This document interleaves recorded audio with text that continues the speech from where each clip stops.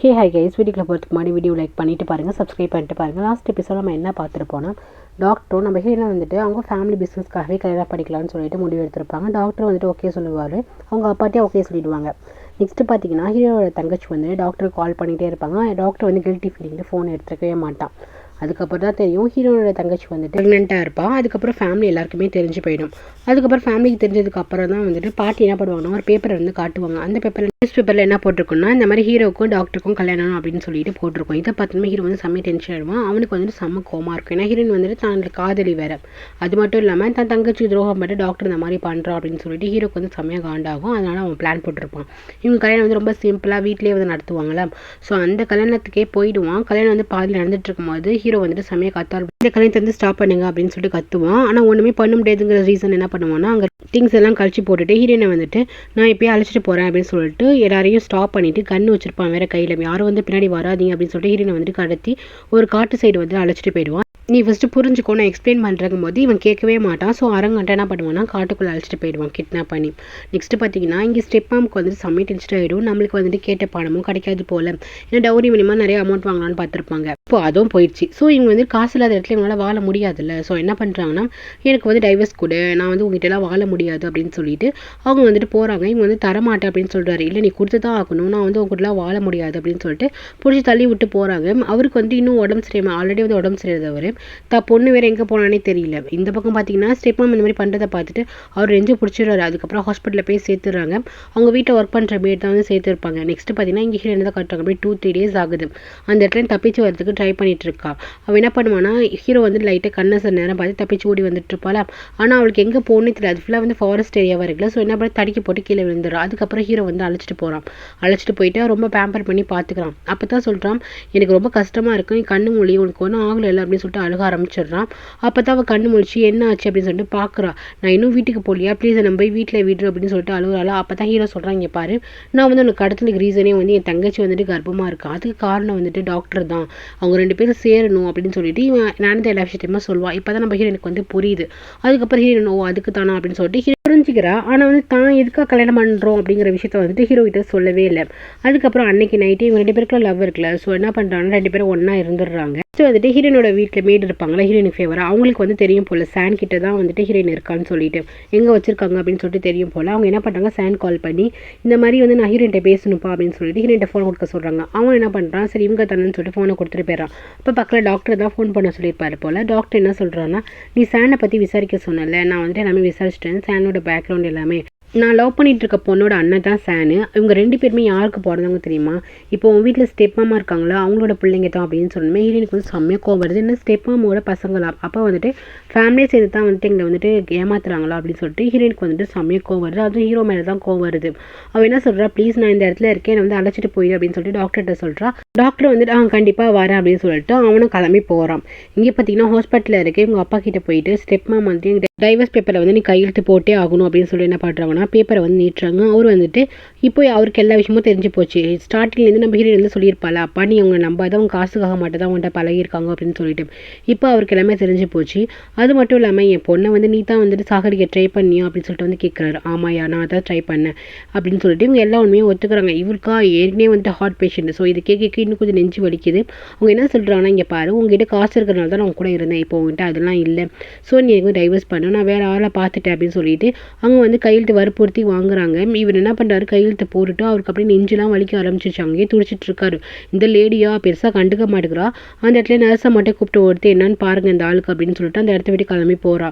அங்கே இருக்க மேடெலாம் பார்த்துட்டு இருக்காங்க. ஆனால் பார்த்தா ஹீரோயினோட அப்பா வந்துட்டு அதே இடத்துல வந்து இறந்தும் போயிடுறாரு. நெக்ஸ்ட் வந்துட்டு இதை ஹீரோயின்கிட்ட சொல்லணும்ல. ஸோ ஹீரோயினுக்கு வந்துட்டு மேடு கால் பண்ணி சொல்கிறாங்க. ஹீரோயின் இப்போ தான் கிளம்பி வந்துட்டு இருக்கா அந்த காட்டிலேருந்து. அவளுக்காக ரொம்ப கஷ்டமாக இருக்குது. அப்புறம் நெக்ஸ்ட் அவங்க அப்பாவுக்கு ஃபியூனர்லாம் நடத்துகிறா. இப்போ சொத்து போச்சு, கூட இருந்த அப்பாவும் போயிட்டாங்கன்னு சொல்லிட்டு பயங்கரமாக ஃபீல் பண்ணிட்டு இருக்கா. ஸோ அந்த ஸ்டெப் மாம் தான் என்ன பண்ணுதுன்னு பார்த்தீங்கன்னா, அந்த கோனோட அப்பா கூட சேர்ந்துக்கிட்டு நெக்ஸ்ட் இவரை தான் கல்யாணம் பண்ணிக்க போகிறோம் அப்படின்னு சொல்லிட்டு நியூஸ்லாம் சொல்லிட்டு இருக்குது. இதெல்லாம் பார்க்க நம்ம ஹீரோயினுக்கு செம்மையாக கோவம் வருது. அவள் ஒரு பிளான் போடுறான். அவன் என்ன பண்ணுறா, ஸ்ட்ரைட்டாக கோன் கால் பண்ணி நீ வந்து என்னை பிடிக்குதுன்னு சொன்னேன், நம்ம 2 பேரும் கல்யாணம் பண்ணிக்கலாமா அப்படின்னு சொல்லிட்டு கேட்கும்போது இவனுக்கு வந்துட்டு ஸ்டார்டிங்லேருந்து நம்ம ஹீரோயின் ரொம்ப பிடிக்கும்ல. ஸோ அவன் என்ன பண்ணுறான்னா ஓகே கன்ஃபார்மாக கல்யாணம் பண்ணிக்கலாம் சொல்லிட்டு ஒரு பொக்கே எடுத்துகிட்டு வந்து வீட்டில் வந்து ப்ரப்போஸ் பண்ணுறான். இவன் பிளான் பண்ணி தான் வரான். நம்ம வந்து கல்யாணம் பண்ணிக்கலாம் அப்படின்ட்டு கோன்னு சொல்லும் போது சாரி நான் வந்துட்டு கல்யாணம் பண்ணி ஆசைப்பட்டேன், ஆனால் இப்போ வந்து சேஞ்ச் பண்ணிட்டேன் அப்படின்னு சொல்லும் போது ஏன் என்ன ஆச்சு அப்படின்னு சொல்லிட்டு கேட்குறான். இல்லை நீ வந்து உங்கள் அப்பா தான் ஸ்டெப் மாம் வந்து கல்யாணம் பண்ணிக்க போகிறாங்களா, எனக்கு அவங்கள பார்த்தாவே இரிட்டேட் ஆகும், ஒரே ஃபேமிலிக்குள்ளே நாங்கள் 2 பேரும் வரமாட்டோம் அப்படின்னு சொல்லிட்டு இவன் வந்துட்டு போய் தட்டி கழிக்கிறாளா. இதை பார்த்துட்டு கோனுக்கு வந்து செம்மையாக டென்ஷன் ஆகுது. வீட்டுக்கு போயிட்டு என்ன சொல்கிறாங்க, தான் அப்பா கிட்ட வந்துட்டு இந்த மாதிரி ஹீரோயின் சொன்னாப்பா அவங்க உனக்கு வேணாப்பாங்கும் போது ஆமாம்மா அவளை ஜஸ்ட் வந்து யூஸ் தான் பண்ணிக்கிட்டேன், அவளையும் கல்யாணம் பண்ணிக்க போகிறா, அவள் தான் வந்துட்டு இந்த மாதிரி பேட்டி கொடுத்துட்ருக்கா அப்படின்னு சொல்லிட்டு இருக்கும்போது இது எல்லாத்தையுமே வந்து ஸ்டெப் மாம் வந்து காதில் வாங்கிடுறாங்க. அவளே வந்து வீட்டோட துரத்தணும் அப்படின்னு சொல்லிட்டு பேசிகிட்டு இருக்கும்போது அவங்க வந்து செம்மையாக கோவமாயிடுறாங்க. அப்போ நீ வந்து யூஸ் பண்ணிக்கிட்டேயா அப்படின்னு சொல்லிட்டு அப்படின்னு அடிக்கிறாங்க. ஆமாம் அவனை யூஸ் தான் பண்ணிக்கிட்டேன், உன்னெல்லாம் வச்சுக்கலாம் முடியாது, ஃபஸ்ட் வீட்டை விட்டு கிளம்பு அப்படின்னு சொல்லிட்டு துரத்துறாரா. அவங்க வந்து அந்த பேக் வச்சு அடிச்சிட்டு இருக்காங்க. இதான் பார்க்குற கோனோட சிஸ்டரும் பார்த்து சிரிச்சிட்டு இருக்காங்க. இவங்களுக்கு செமையாக காண்டம். இதெல்லாம் ஹீரோயின் தான் பண்ணியிருக்கான்னு தெரிஞ்சதுக்கப்புறம் ஹீரோயின்ட்ட வந்து பேசுகிறாங்க. நீ வந்து வேணுட்டு தானே இந்த மாதிரி பண்ணுற, உனக்கு வந்துட்டு கோனை பிடிக்காதானே, நீ எதுக்கு இந்த மாதிரி பண்ண அப்படின்னு சொல்லிட்டு கேட்குறாங்க. ஆமாம் நான் தான் பண்ணேன், நீங்கள் என்ன நினச்சிட்டு இருக்கீங்க, இத்தனை நாள் எங்கள் அப்பா கூட இருந்தீங்க, பூச்சி மாதிரி எங்கள் அப்பா கூட ஷாப்பிங் பண்ணிவிட்டு எங்கள் அப்பாவோட காசெல்லாம் கரைச்சிட்டு இப்போ வந்துட்டு அந்த கோனோட அப்பா கிட்ட போய் சேர்றீங்களா, நான் இதெல்லாம் நடக்கக்கூடாதுன்னு நான் சொன்னேன், சொல்லப்போனால் உங்களுக்கு தான் பையன்கிட்ட கூட எப்படி நடந்துக்கணும்னு தெரியல அப்படின்னு சொல்லிட்டு உண்மையை போட்டு உடச்சிட்றா.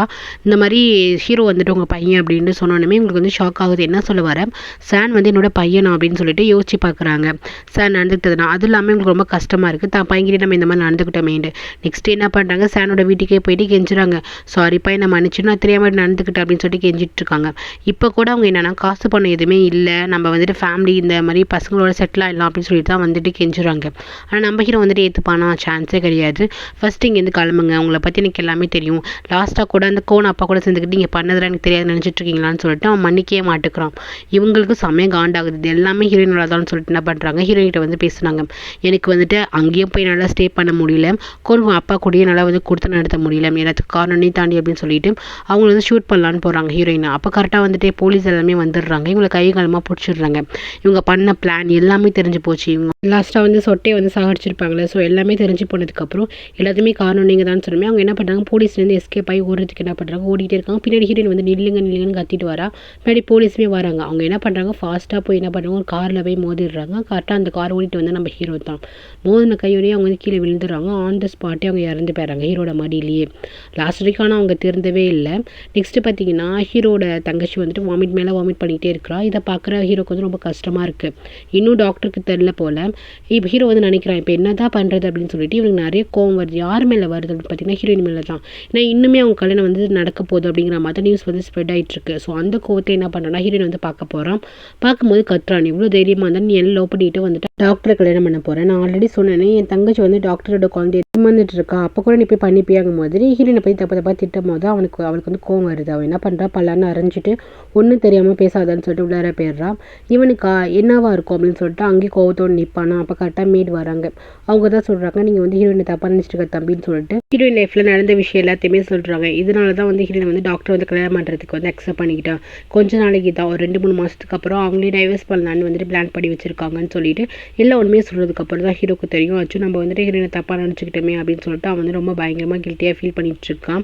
சரி எப்படி போயிட்டு ஹீரோயின்ட்ட மன்னிப்பு கேட்குறதுன்னு தெரியாமல் இருக்கான். நெக்ஸ்ட் நம்ம ஹீரோ என்ன பண்ணுறான்னா டாக்டர்கிட்ட போய் சொல்லிடுறான், இந்த மாதிரி வந்து ஹீரோட தங்கச்சி வந்துட்டு ப்ரெக்னெண்ட்டாக இருக்கா, அது உன்னோட குழந்தை தான் அப்படின்னு சொல்லிடுறான். நமக்கு சொத்தை வேணாம் ஒன்று வேணாம் அப்படின்னு சொல்லிட்டு அவளே முடிவு பண்ணிடுறான்.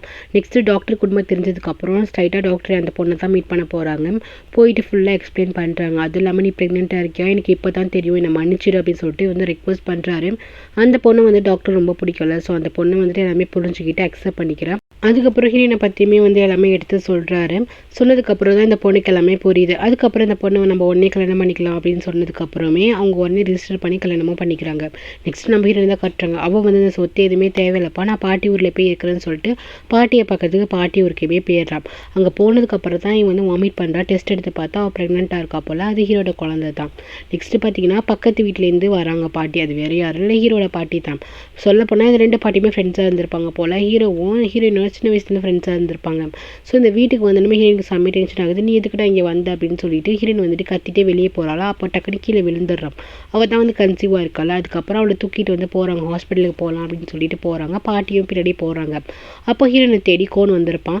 கோன் வந்து என்ன ஆச்சு ஹீரோயினுக்கு அப்படின்னு சொல்லிட்டு வந்து பார்க்க போவானா. அப்போ மேட் வந்துட்டு அப்போ தான் ஒரு விஷயத்த சொல்கிறாங்க. அவங்களுக்கு தெரியும் போல் நம்ம ஹீரோயின் வந்து ப்ரெக்னெண்ட்டாக இருக்கிறது. ஸோ அதுதான் சொல்கிறாங்க, நம்ம ஹீரோயின் வந்து ப்ரெக்னெண்ட்டாக இருக்கா, அது வந்துட்டு ஹீரோட குழந்தை அப்படின்னு சொல்லணுமே. இவனுக்கு வந்து மனசே கேட்க முடியல. ஏன்னா எல்லாம் வந்துட்டு நம்ம 2 பேரும் கல்யாணம் பண்ணிக்கலாமா அப்படின்னு சொல்லிட்டு வேறு கேட்டு ஊசி பேத்தி விட்டுருப்பாள்.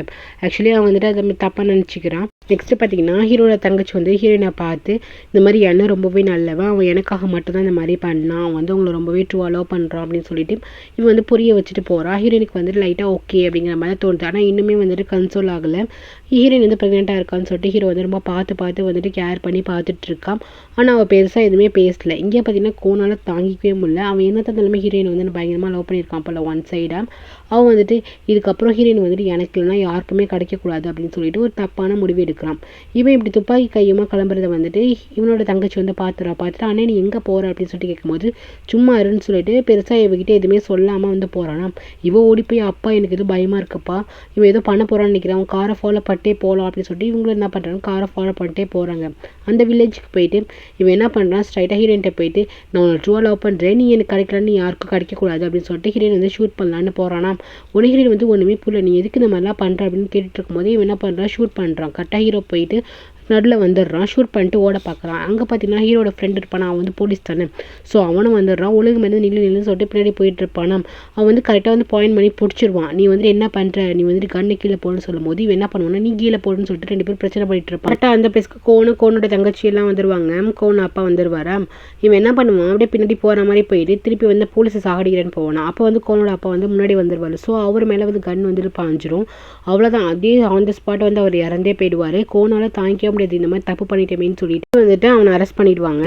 அதுக்கப்புறம் ஹீரோக்கு வேறு ஆக்சிடென்ட்டே இருக்கும்ல. ஸோ ஹீரோயின் வந்துட்டு வெளியே நின்றுக்கிட்டு இந்த மாதிரி எனக்கு அவன் வேணும் அப்படின்னு சொல்லிட்டு அழுக ஆரம்பிச்சிடுவான். ஒரு வழியாக வந்துட்டு புரிஞ்சுக்கிறான், நம்ம லவ் ஃபுல்லாகவே ஹீரோ மேலே தான் வச்சிருக்கோம் அப்படின்னு சொல்லிட்டு புரிஞ்சுக்கிறான்.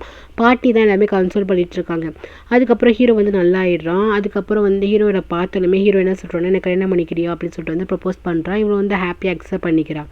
ஸோ ஒரு வழியாக வந்து இந்த சண்டைக்கோழி கப்பிள்ஸ் வந்துட்டு 2 பேரும் ஒன்று சேர்ந்துடுறாங்க. அதுக்கப்புறம் வந்துட்டு டாக்டர் அப்புறம் ஹீரோட தங்கச்சி அவங்களும் வந்துட்டு பேராக ஹாப்பியாக இருக்காங்க. ஸோ இதோட இந்த ட்ராமாவே முடியுது கை. இந்த ட்ராமாவில் உங்களுக்கு ரொம்ப பிடிச்ச கேரக்டர் யாருன்னு சொல்லிட்டு கமெண்ட் பண்ணுங்கள், நான் அதுக்கு ரிப்ளை பண்ணுறேன். இதோட இந்த ட்ராமா முடியுது. நெக்ஸ்ட் வந்துட்டு ஒரு சூப்பர் ட்ராமாவோட மீட் பண்ணுறேன். தேங்க்யூ ஃபார் வாட்சிங். லைக் பண்ணிட்டு பாருங்கள், சப்ஸ்கிரைப் பண்ணிட்டு பாருங்கள். Take care.